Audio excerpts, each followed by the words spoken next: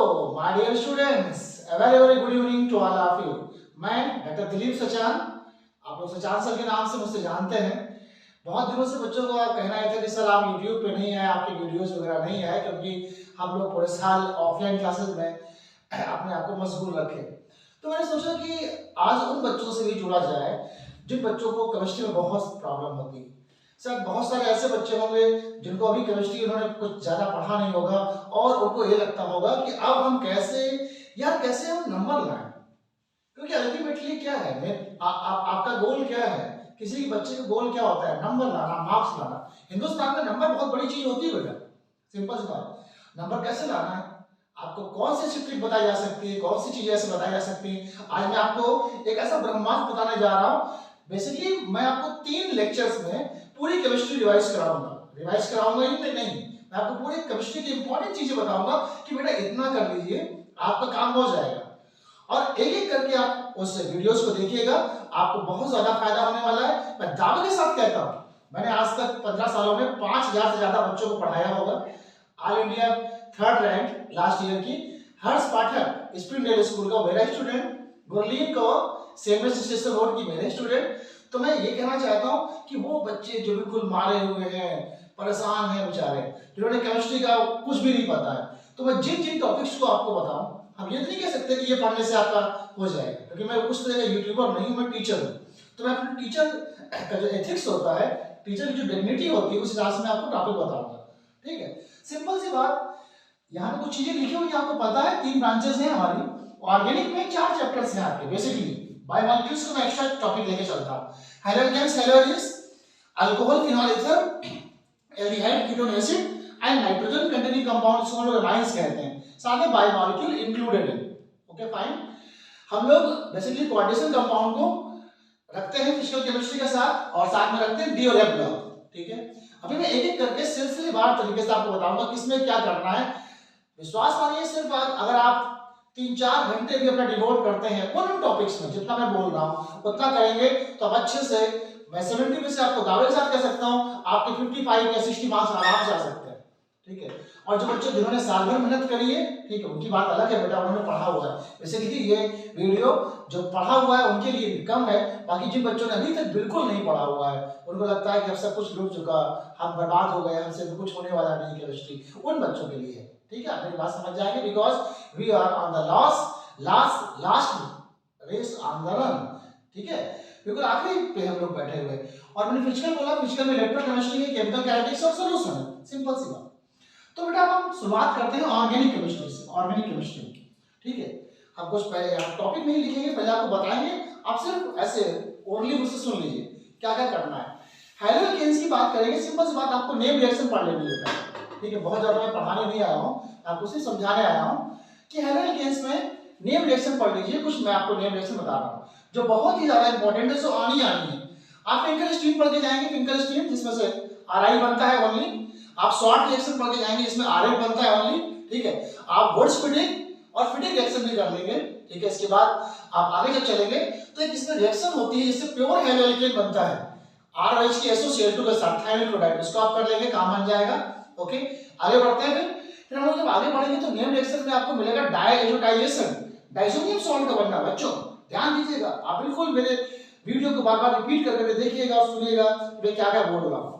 Diazonium salt का बनना, aniline से डाइसोनियम सॉल्ट का बनना 0 से 5 डिग्री सेंटीग्रेड पर, और उसके बाद सैंडमेयर और ग्रेटरमैन रिएक्शन।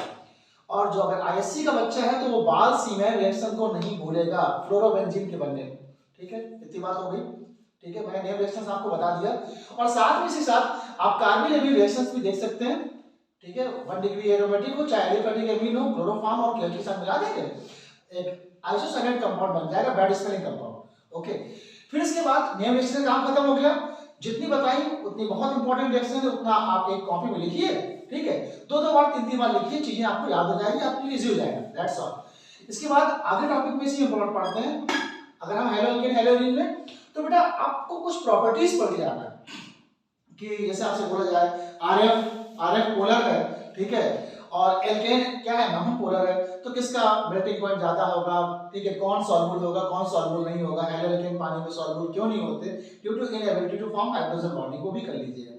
साथ में इसमें SN1 और SN2 रिएक्शन पढ़ के जाइएगा। SN1 का ऑर्डर 3 to 1 और SN2 का सिंपल सा है 1 to 3। क्यों होता है, स्ट्रिक्ट हिंड्रेंस कहाँ लगेगा, क्या होगा, ठीक है, कहाँ पर न्यूक्लियोफाइल अटैक करता है अपोजिट साइड से, SN2 में वो भी देख लीजिएगा। SN1 में रेसी मिक्सचर बनता है वो भी देख लीजिएगा। 50% डेस्ट्रो और 50% लीवो बनता है, उस चीज को भी आप देख लीजिएगा। SN1 SN2 काम खत्म हो गया, आगे बढ़िए।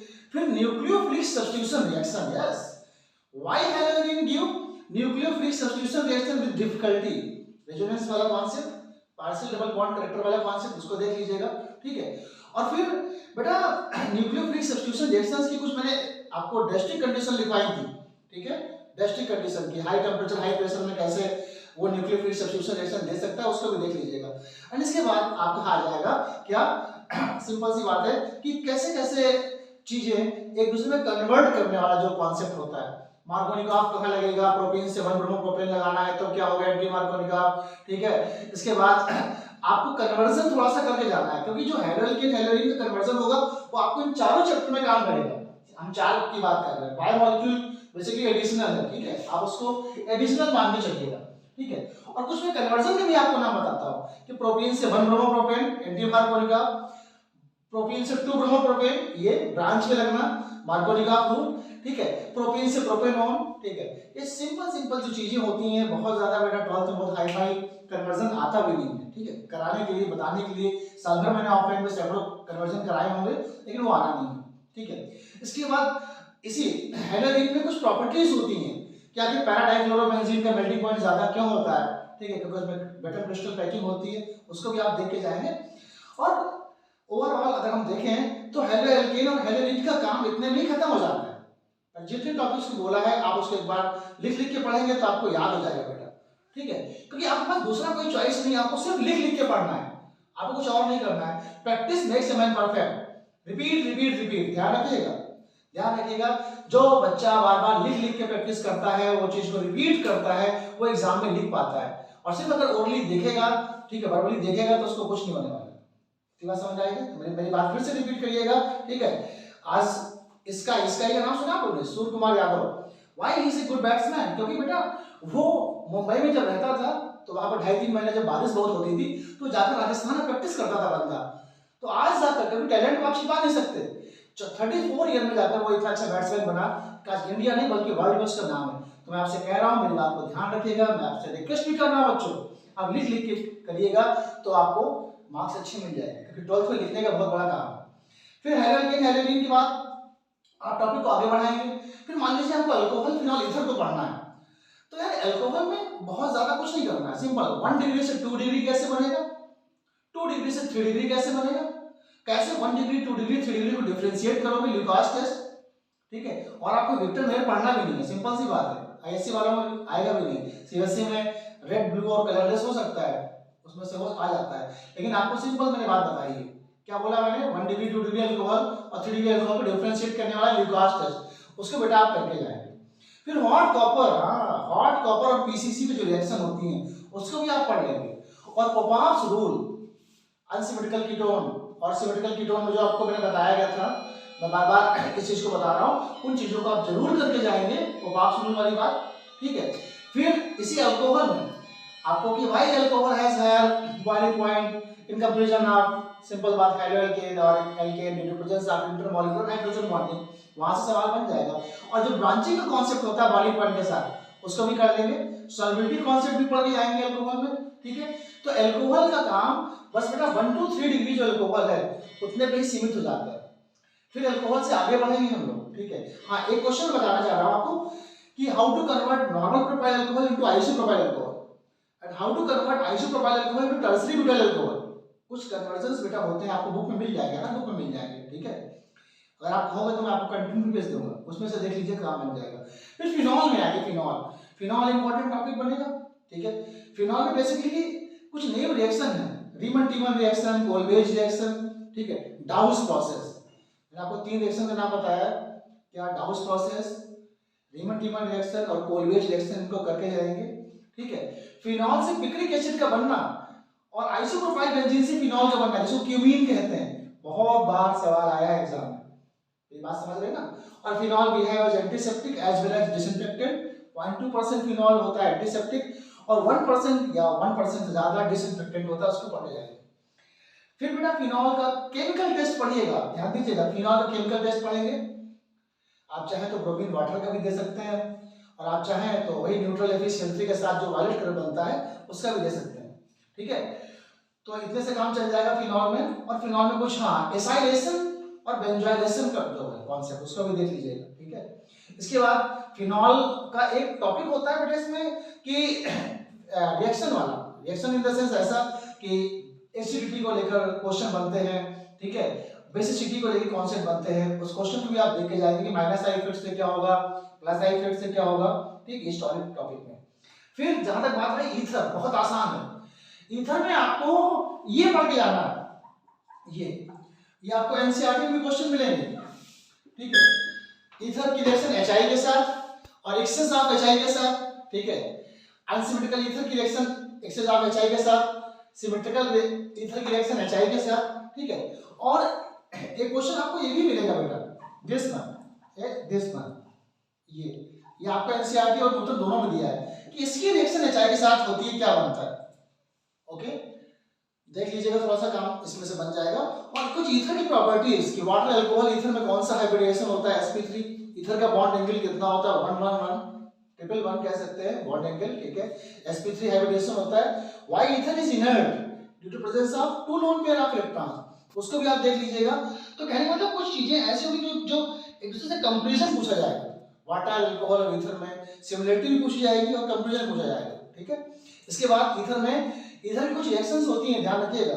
एक Cl2 in the presence of bright sunlight, जहां पर सब्स्टिट्यूशन होता है, और Cl2 in the presence of dark वाली रिएक्शंस होती है, उससे सवाल आपका बन जाएगा, ठीक है।